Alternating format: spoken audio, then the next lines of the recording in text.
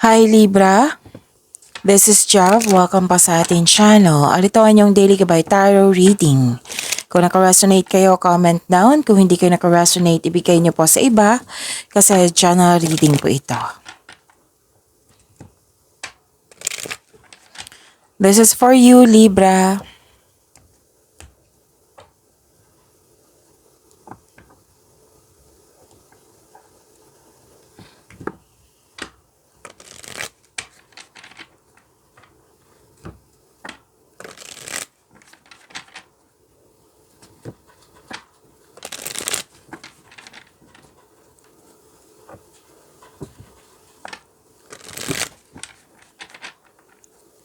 Para po ito sa inyo, Libra.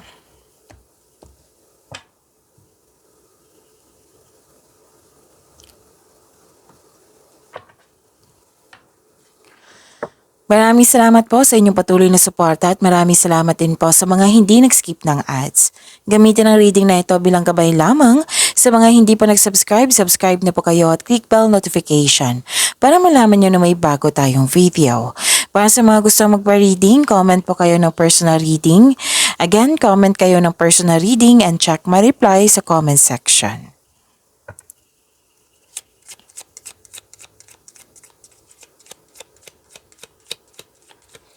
Mga ganap po para kay Libra, ini 3 cards po.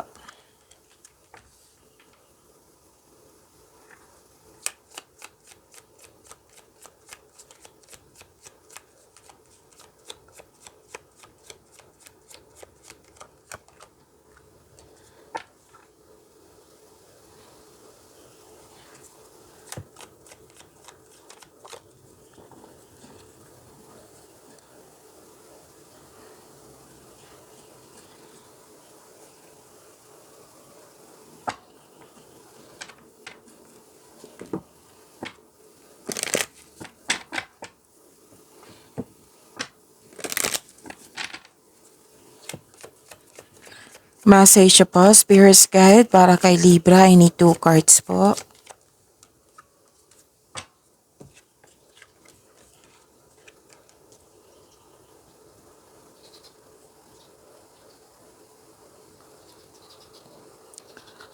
Okay, Libra. May importanteng desisyon sa araw na ito. Oo. May importanteng desisyon sa araw na ito. May importanteng ganap din sa passion. Mag-ingat lang po kasi pwedeng may nag-provoke sa inyo dito or may taong sinisiraan ka. Oo. Na nasaktan kayo, nagkaroon kayo ng argument. Kasi nasaktan kayo, nagalit kayo at nagkaroon kayo ng argument na sana'y naiwasan nyo ito. Okay? Pwede din na may naalala kayo sa nakaraan or mangyayari pa lang ngayon kasi may loss akong nakikita dito. Loss of connection sa isang tao, loss of opportunity or loss of things. So like for example, money ito. Pwedeng nawala, kinuha, na damage, nagasta, may nangingialam. So, yun. Kung hindi pa ito nangyari sa nakaraan, so mag-ingat po. Okay? At malalaman mo din kung sino ito sa mga nagtatanong dyan. Oo, sa mga may tanong dyan kung sino ito, malalaman mo ito kasi mataas ang iyong intuition. Kailangan mo lang makinig. Malakas ang inyong intuition at mas lumawak yung ambisyon mo sa buhay. Nagkaroon din ng time for reflection dito. Nag-update kayo ng goal nyo sa buhay kung saan na kayo. Malalaman mo din yung taong maluloko o nanloko sa iyo. Yung sabi ko kanina na mataas ang inyong intuition.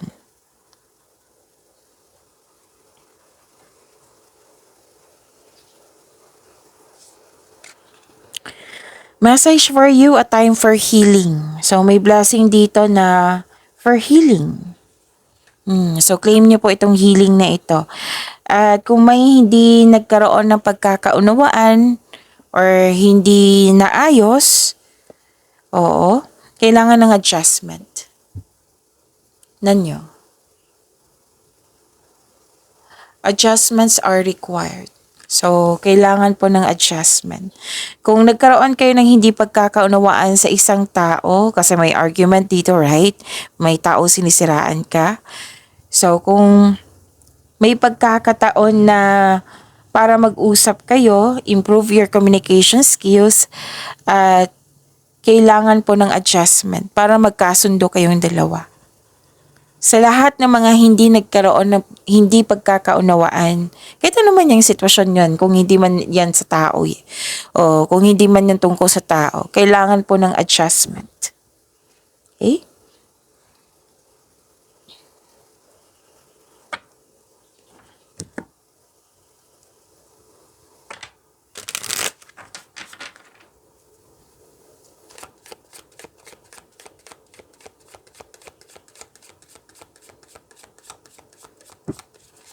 Message for career and money ni Libra.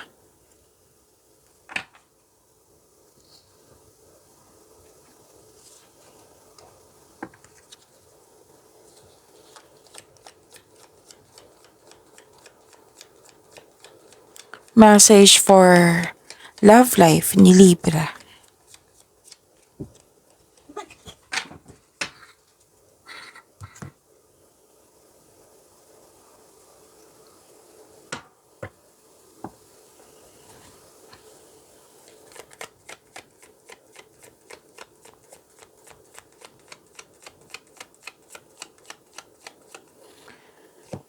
Energy po ni Libra.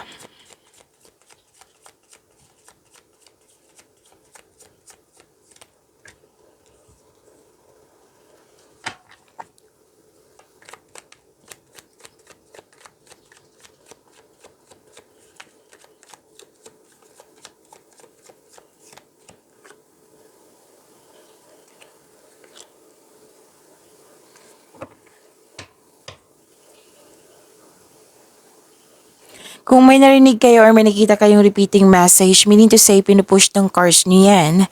Like for example, nanood kayo sa isang video at ngayon sa video natin ngayon, tapos may napansin kayo na repeating message. Meaning to say, may pinupush ang cards sa inyo. Yan po yung pinupush ng cards sa inyo na kailangan yung bigyan ng atensyon, solusyon, at aksyon kung maaari po. So, ano yung energy ni Libra?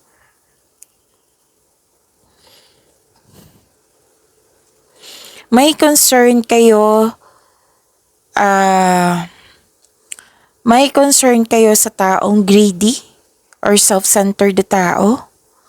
May tao dito na sobrang focus sa material wealth. Oo, pwedeng concern to sa iyo or concern mo sa isang tao. Pwedeng sobra to sa trabaho, overspending sa trabaho. Pwede din overspending to sa material na bagay. May sitwasyon dito na pushing forcefully to see the result. Baka pinapahirapan mo yung sarili mo, ha? Na kailangan may makuha kang resulta. Nag-overspend ka sa trabaho or sa ano man yung ginagawa nyo ngayon. It might be sa overthinking to. Pwede. Pero most likely, this is overspending sa trabaho. Oo, some of you, na parang may gustong makuha na resulta, maagang resulta. Okay? So sabi ng card dito, overspending sa trabaho or sa kakaisip or sa kaperahan ba ito, hindi po nakakabuti sa inyong energy. Kailangan balanse. So ito yung sinabi ko sa inyo kanina na may loss of money, which is lumabas din dito sa inyong tarot card mula sa inyong oracle cards. Yung sabi ko sa inyo na loss of money. So kung hindi pa ito nangyari, kailangan mag-ingat kayo ngayon. So pay attention kayo niyan kasi this is repeating message.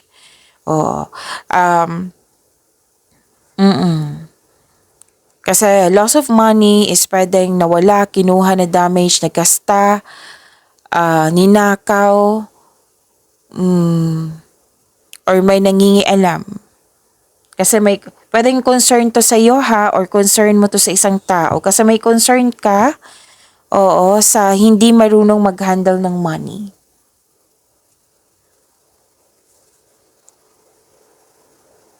So take time to reflect. Baka kailangan ng adjustment niyan. A time for healing, adjustments are required. Bakit may money dito? May money kasi ako nakikita dito. Pwede din sa gawain nyo, sa inyong mga ginagawa ngayon. Pwede din sa isipan. Okay? So, prepare yourself na sana'y maagapan nyo to. Oo, sana'y maiwasan nyo. Kung pwede po. Kasi minsan, di ba, kailangan natin maggasta kasi it might be kailangan. Pero may sinabi dito ang card na kailangan ng pagbalanse.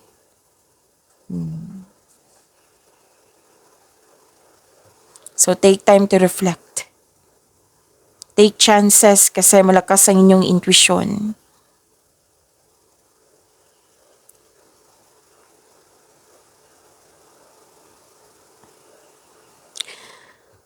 So, naapektuhan ka dito,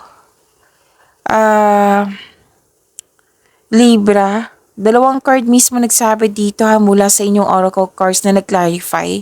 Yung sabi ko sa inyo na may argument, may disconnection, yung loss of connection, andito rin.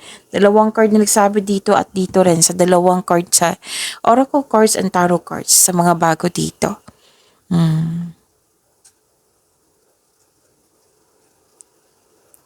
Pwede din na, napektuhan ka sa disconnection sa isang tao. Pwede din na may delay sa travel. Pero makakahanap ka pa rin ng paraan para ma-enjoy mo yung moment mo ngayon. Tamang-tama tong gagawin mo. Dito lumabas yung oracle cards na magkaroon ng time for reflection.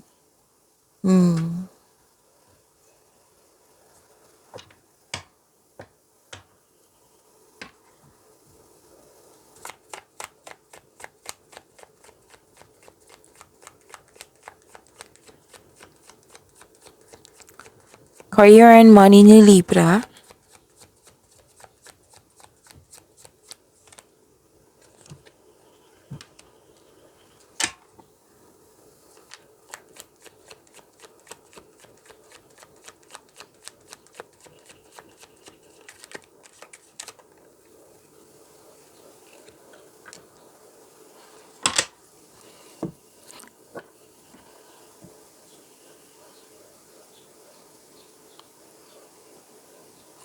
Okay.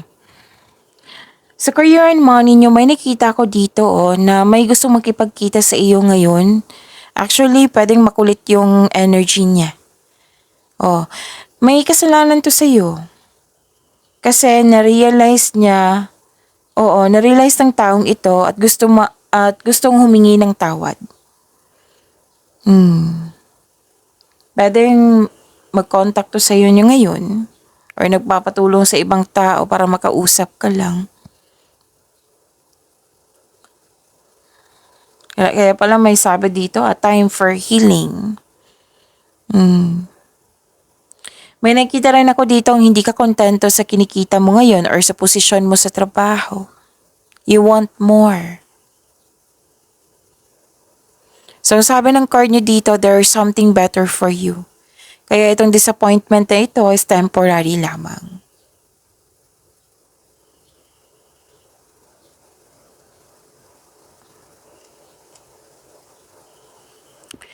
So this is the clarification of your card here sa inyong oracle cards at dito sa tarot cards na malakas talaga ang inyong intuition. May nakita nga ako dito nag-self-study kayo. Oo. At may influence ng isang feminine energy dito. Pwedeng kayo ito or yung taong gustong makipag-usap sa iyo. So may changes po nangyari. So be ready kasi may changes ako nakikita dito. At naka-receive din kayo ng wisdom message. Nagkaroon ng common sense, nagkaroon ng awareness.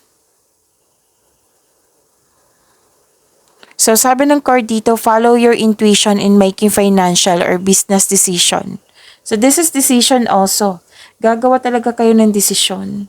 So makinig kayo sa inyong intuition at syempre magkaroon ng konkretong plano para makagawa kayo ng best choices or best decision. Di ba may awareness dito, common sense na sinabi, naka-receive kayo ng wisdom message? Sabi ng card dito, Libra, nasa iyo na ang sagot. Nasa iyo na yung solusyon sa inyong problema. Know that the answers are already within you. Ang sabi ng card dito, magtiwala sa inyong sarili. Huwag lang kayong umasa sa opinyon ng iba, kundi trust yourself first. At makinig sa inyong intuition. At may malalaman kayo, mataas inyong intuition, right? May malalaman talaga kayong sekreto sa araw na ito. So, yung sabi ng card trust your own counsel first. Magtiwala sa inyong sarili. So, ano yung message for you? Sa inyong career and money? Wow! Opportunity, new job opportunities, change. Ito na yung binanggit na dito na changes, prepare change. So, new job opportunities, change of workplace or business trip. Change is coming just in time. Ang ganda. Name nyo po, Libra.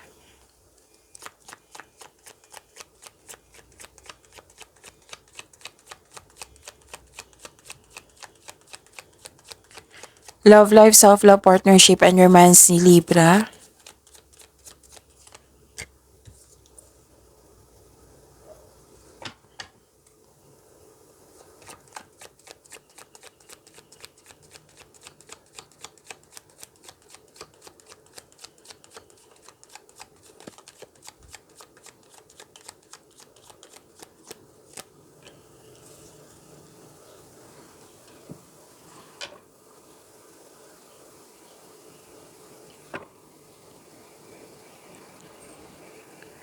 Okay, so this is na-disappoint kayo. Kasi may tao dito na nagbibigay ng stress sa iyo. Kumbaga, naging toxic. Kung ito ay regarding sa kalusugan at you're not feeling well, kung maaari, kailangan nyo magpa-check up sa doktor. If this is about stress, yung nagbibigay ng stress sa iyo, umiwas po daw kayo sa mga nagbibigay ng stress sa iyo, yung taong toxic. May nakita kasi ako ditong you're feeling exhausted. May nakita rin ako dito ang some of you na may naalala sa nakaraan, like nag-invest kayo ng time and effort sa taong ito na akala mo totoo siya sa iyo pero hindi pala. So you have to let it go. You have to move forward. At kung may tao dyan, or pagka any kind of opportunities, usually tao. Oo. Guard your heart. Kilalanin mo muna ng mabuti yung tao. Okay? Kilalanin mo muna ng mabuti.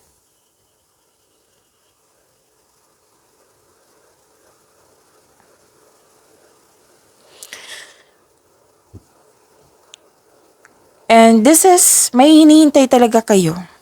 It might be, kasi ang sabi dito, delayed success. Might be may hinihintay kayong pera. It might be may hinihintay kayong tao. Whether single ka man, may relasyon sa buhay mag-asawa. Kailangan nyo lang po na maghintay, setback. Darating naman ito, hindi naman yan cancela. So the delay is all part of the process. Stick sa iyong plano. Oo.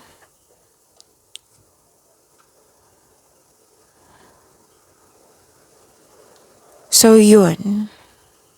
Pwede din may magaganap na date, pero pwede nagkaroon ng delay. Kasi may delay is also a protection.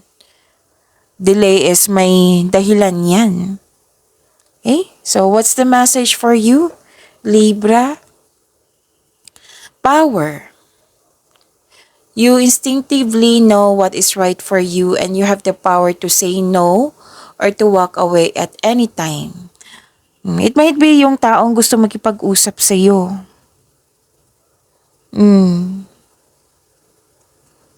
Okay?